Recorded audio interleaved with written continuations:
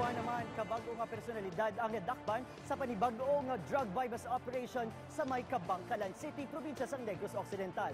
Ang isa sa ila, bag-o lang ginakapiyansa sa pagduso sang iligal nga droga. O galing padayon ini nga Nagabaligya.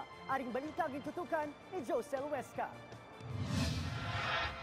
Ginkasa sang operatiba sang Kabankalan City Police Station ang bypass operation kahapon sang udto. Target sang trupa ang duha ka subject sa isa ka pension house sa Mabinay Highway, Barangay 9. Nadakpan ang duha nga ginkilala kanday Avi Taco alias Tuto Taco sang Barangay 8 kag Bartley Buwakina, residente naman sa Barangay 4. Na-recover sa duha ang 7 ka pakete sang ginapatihan shabu. Aabot ng 150,000 yung estimated street value nitong nakuha natin ngayon.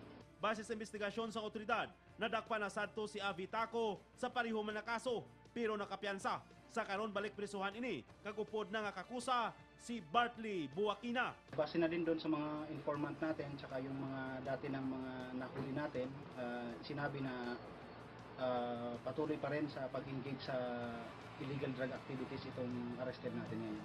Paglapas ang Section 5 kag Section 11 sang Republic Act 9165 o kon Comprehensive Dangerous Drugs Act of 2002, ang kasong ipasaka sa duha ka mga arestado.